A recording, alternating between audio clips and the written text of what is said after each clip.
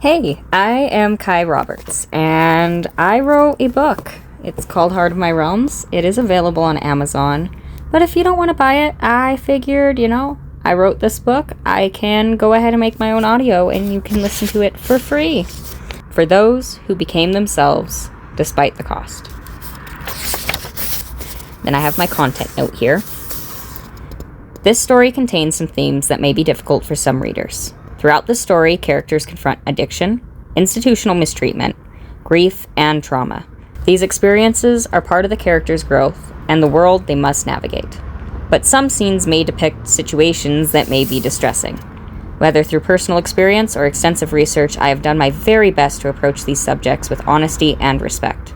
Readers are encouraged to take care of themselves and move through the story at whatever pace feels right for them. Thank you for reading. I have my little musical influences thing, but you will have to read the book to see that. Sorry. As well as my author's note. Haha. Chapter 1. The Lunchroom Brawl.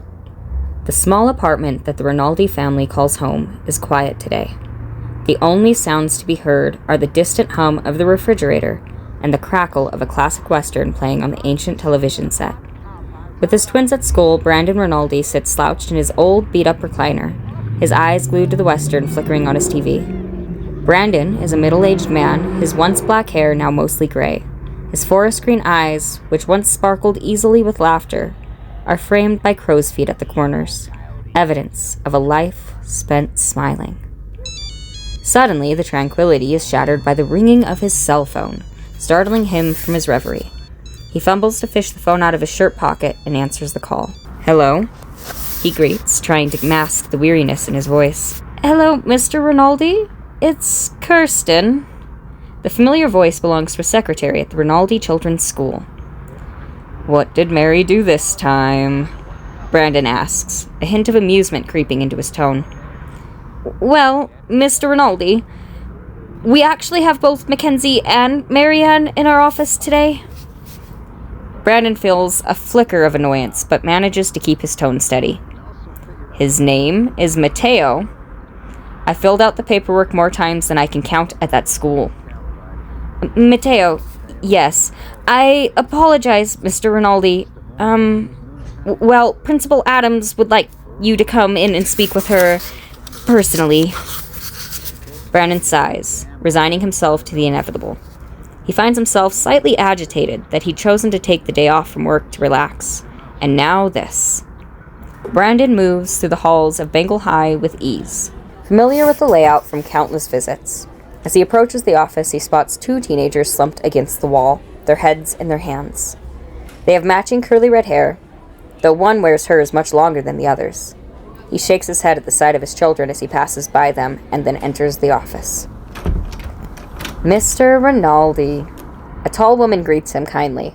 Leah Adams, her jet black hair pulled back into a tight bun, looks at him with dark brown eyes that holds an air of authority. Hello, Leah. How is your father doing? Brandon asks, genuine concern touching his voice. Michael Adams is a patient of Brandon's and has had many heart problems this past year. Much better, thank you.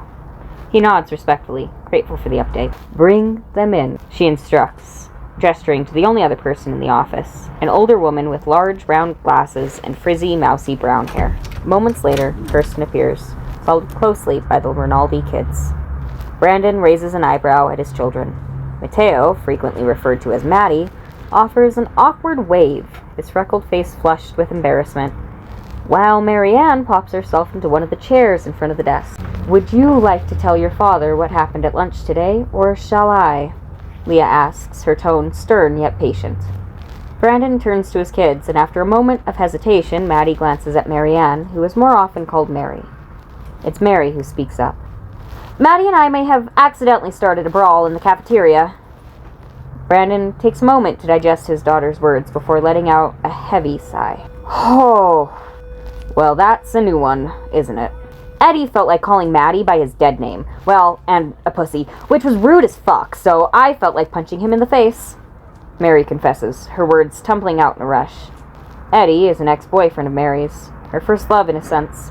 They broke up due to Eddie's views on the transgender community. Brandon feels a rush of pride knowing he raised his daughter to stand up to bullies. Now, if he could curb the violent tendencies in her, he'd never have to worry. Turns out his bestie, Britt, didn't like my punching Eddie all that much, so she felt like coming after me. Brittany, a girl who had been friends with Mary until Britt took Eddie's side in the breakup, which in turn ended Mary and Britt's friendship. To be honest, Britt's tough, so I don't know what exactly happened after that, but according to Leah, Principal Adams, Maddie corrects his sister softly. A common occurrence between the siblings. Whatever, she responds dismissively. She says we had the whole senior class in a fight. Brandon sighs again, running a hand through his hair. You'll be taking them home?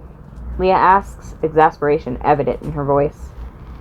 Yep, I'm sorry, Leah. Please tell your father hello from me. She nods in response as Brandon leads his children out of the office, the weight of the day's events lingering in the air.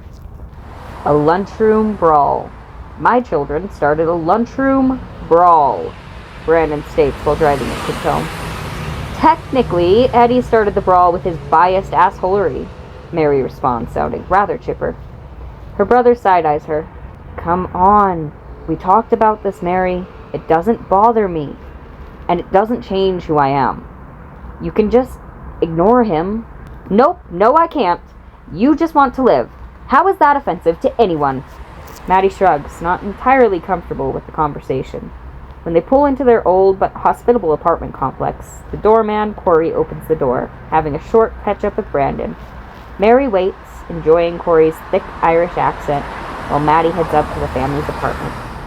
And that is Chapter 1. Chapter 2 is a little spoiler. It's called Letter from Mother, and it's from Mateo's point of view. So, I hope you enjoyed. Have a wonderful day, night, evening, morning, whatever it is, wherever you are. Have a good one, guys, and goodbye. Oh, I feel awkward doing this. Oh well, it's fine. Everything's great. So, they must navigate. Shit. Hello? Oh, that was terrible. Different Brandon voice. Hang on. Familiar with the layout from the countless... I'm gonna cough now. Water break. Oh, that was terrible. Bring them in.